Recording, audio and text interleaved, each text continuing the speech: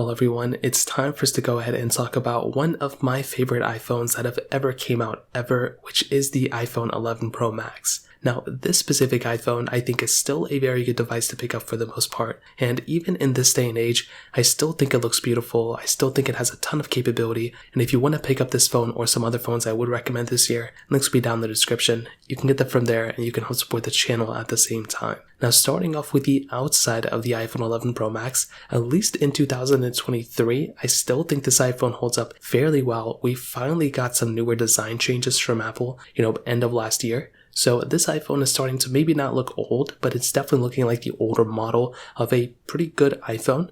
On the front, we have a 6.5-inch Super Retina XDR OLED display. It's a 1242 by 2688 panel, and at that moment, when I bought this thing, I thought it was beautiful. It compared really well to basically all the other iPhones before, including the current phones of that time. I think the Samsung Galaxy Note 10, Note 10 Plus, the Pixel 4 XL came out during this time as well, back in 2019, and this iPhone held up very, very well against those devices. So personally, I think that was one of the biggest assets for this phone. Another thing, Face ID on this thing still works pretty well. You have a little bit of bezel around it, but this panel stemmed from the iPhone XS Max, so there really wasn't like big massive changes from that specific side. On the bottom, you have the Lightning port, which still works great, not really too much to complain about there. On the sides though, this was the last iPhone to have this curved side on these flagship devices. So that was kind of one thing to keep in mind. The flat sides since then do feel a little bit more premium, but I don't think the curved sides here, are super bad, and I don't think they are,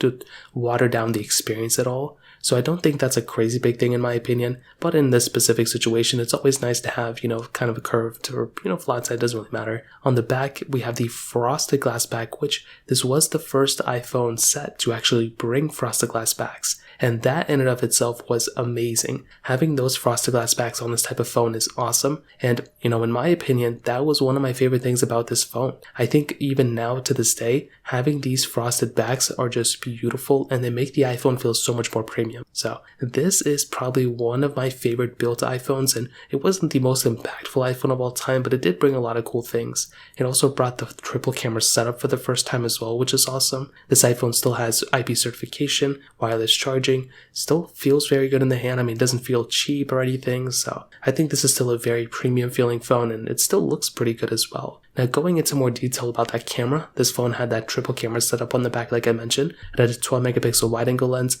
12 megapixel telephoto lens, 12 megapixel ultra wide camera, and it also had a 12 megapixel wide angle camera on the front. Now, these iPhones in general were also the first ones to bring both 4K at 60 on the front and the back of these iPhones. So before we had 1080p at 60 with the iPhone XS, XS Max, these iPhones did give us 4K on the front and the back, which again is another awesome touch. Now, I still think in this day and age, this camera still holds up very, very well. Now, it's definitely not perfect by any means, but I think this camera gets the job done, and this by far is again one of my favorite things about this device for sure. When I have something like the iPhone 11 Pro Max, the camera still performs fairly well.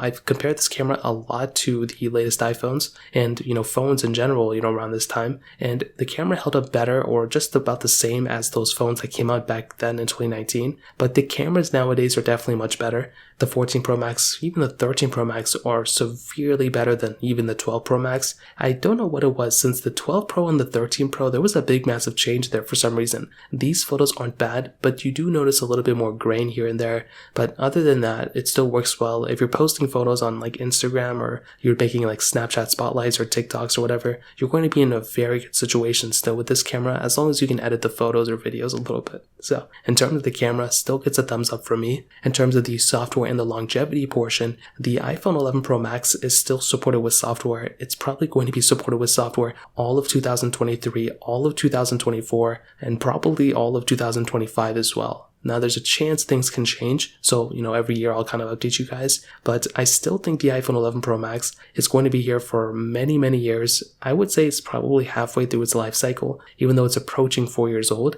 I think at the end of its third year, it's going to last an extra year of security updates, something along those lines. So we still have easily another 2 or 3 years from this phone. So that's what Apple's been doing. Unless Apple changes something significantly, then, obviously things are going to change. But I still think this phone is still going to be in a really good spot. I do want to hit on really quickly with iOS updates in general. Again, the same day the iPhone 14, 15, 16 in the future get an update, as long as the 11 Pro Max gets an update, it will also be supported that same day as well. That doesn't mean it's going to get all the same features, but the same thing I've been kind of seeing year after year after year is that although Apple removes features on older phones over time, this iPhone is still in a really good spot. Like, it is still getting tons of features with all the latest updates, and I don't really have too much to complain about in that standpoint either. So in terms of that kind of covers up the software and longevity portion. Now with the performance side, this specific iPhone has that Apple A13 Bionic chip inside of it with 4GB of RAM on all the models of this phone. Now one thing I'll tell you about this device, I think the performance side of this phone is still very, very good. It's not perfect, but it definitely gets the job done for sure. So some immediate things I want to say, the amount of RAM on this phone, I mean, we only have 6GB of RAM on all the iPhones still,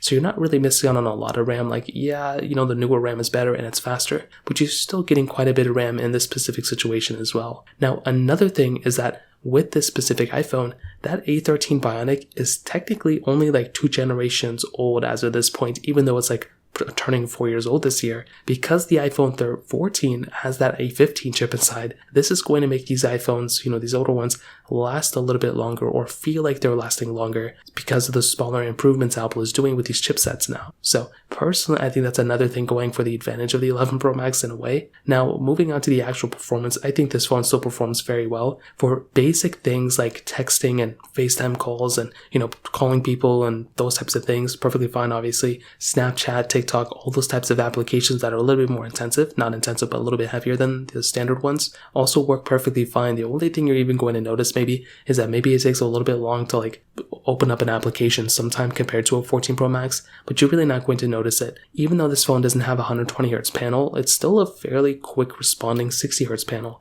So I don't really think you're missing out on too much there either. On top of that, I think if you're going up to the more intensive activities, like you're doing things like Genshin Impact, you're playing Call of Duty Mobile, you're playing, PUBG, you're playing whatever other game on your iPhone, you are going to have probably easily still a great experience. You can always tailor down the graphics and tune down the graphics if they're too intensive, but I still think you're in very good company with this specific phone in terms of the actual, performance inside of it. So I'll say thumbs up for me on the performance side as well. There's really not too much to complain about. The battery life on this phone is also very good still. You have a 3,969 mAh battery. That is still a very good size battery to have on this type of phone. I think the 14 Pro Max is the biggest so far, but this is still a very good size battery. And personally, I don't really have too much to complain about it in that standpoint either, as I've kind of talked about before. So in terms of that kind of covers it up there. And to kind of sum up this video, I think the iPhone 11 Pro Max is still easily worth it in 2023. I think this is still a very good phone with a bright future ahead of it. I think when you look at some other phones, maybe like the iPhone